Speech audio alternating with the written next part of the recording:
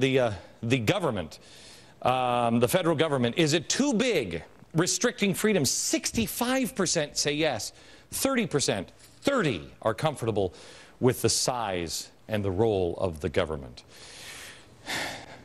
That's bipartisan. That's putting this country in a vice, okay? 65% believe the government is too big and restricting freedoms. All this tension squeezes us, squeezed from both sides. Half of the country, not even half, there's a third of the country, think we should continue on the same path, keep spending and hope that we come out of it. The other side says, if you keep doing that, it's going to get much, much worse.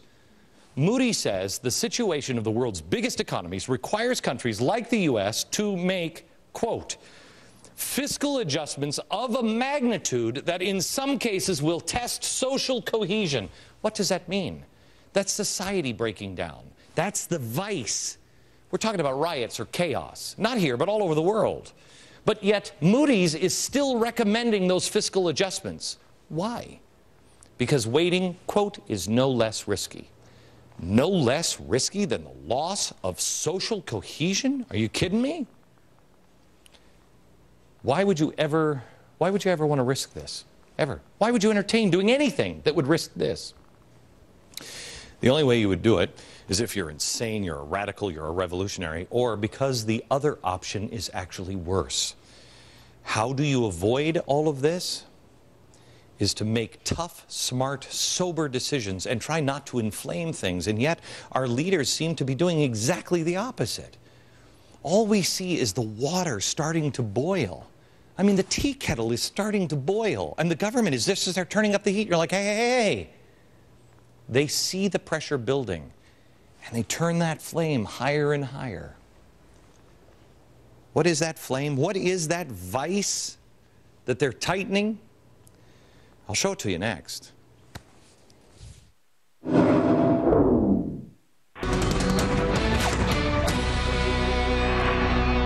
America is angry. The progressives in Washington, the liberal Democrats, they've always said, well, we should understand those in the Middle East and we should talk to them. And yet they don't want to do that with the Tea Party members. They don't want to do that with about 60%. We're angry because America opposed this health care bill in essentially every single poll taken, usually well into double digits. But the President and Congress didn't care. And they have used every underhanded legislative trick in the book, and they passed it. 62% of Americans want the fight against this health care bill. 62% want it to continue. But the debate's getting shut down because there's hate speech. Then they've decided that they're going to move immediately into immigration reform.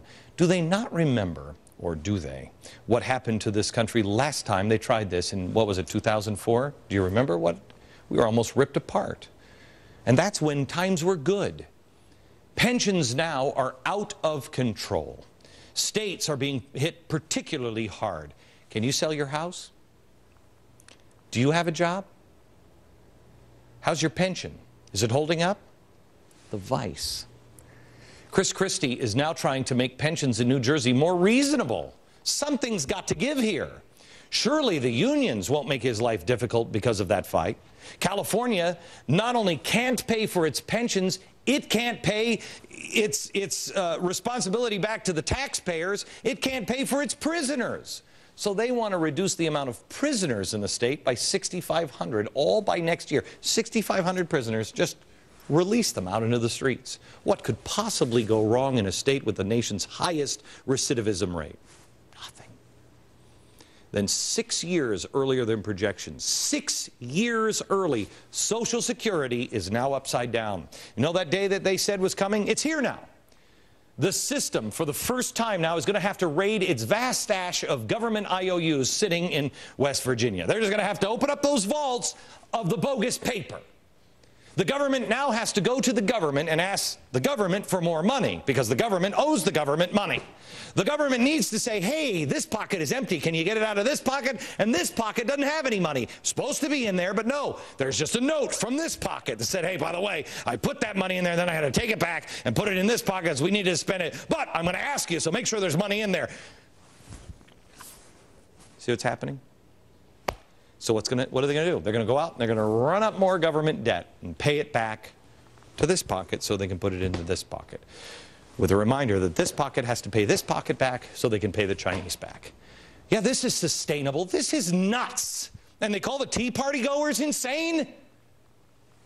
At the same time this is happening, there's another story. The Middle East is on fire. We've just kicked dirt into the Prime Minister of Israel's eyes, while the Saudis have arrested over 100 terrorists now looking to blow up their energy facilities. What would that do? That would drive the price of oil sky high. Hey, how would you like to add $6 a gallon gasoline on?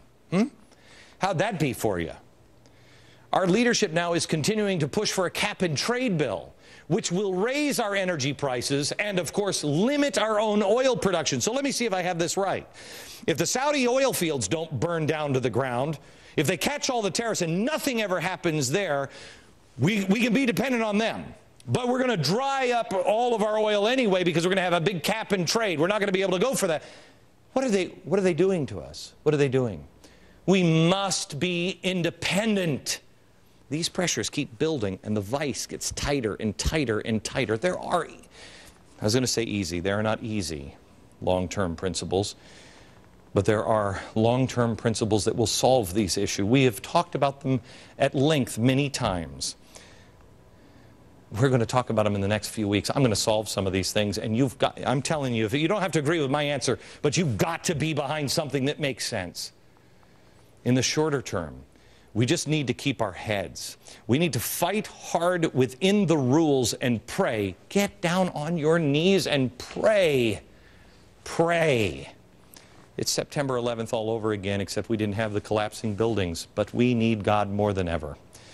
Gandhi said, use truth as an anvil, and a hammer, nonviolence. And you just keep pounding on that with nonviolence. And you reject anything that doesn't make sense. We can beat the issues that lie ahead of us. We can do it. But the situation is only made more difficult when our own leadership, our own Congress, our own president is not telling us the truth, and for political reasons are tightening that vice. I'm headed to Orlando, Florida tomorrow. I'm going to do a live show.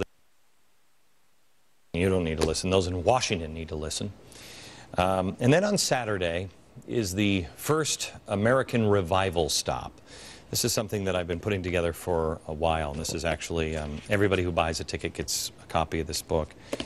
It is more important than ever now to get in touch with our core principles that we have in each of us. I'm telling you the way to solve this is with faith, hope, and charity. We're under attack, unlike anything ever before, from multiple fronts. I've talked about for almost, probably 8 years now, a perfect storm would come. It's here. The left is trying to paint people as crazy, dangerous, and violent. I mean, listen to Steny Hoyer. Here he is talking about what's happened since they passed the health care bill. Listen to this. Some of the threats that have been made are very, very serious. We need to be very careful in public life that our rhetoric does not turn to incitement of violence or violent acts against those. In our democracy, we have disagreements. Yeah, we do. We do. We do. The right is being set up for a fall. If heaven forbid anything happens, I have told you this for a long time, it will destroy the republic. And I think far too many people in America that want the republic to fail know that. For us to be able to survive, we have to know who we are, what we believe, what we are really all about as Americans.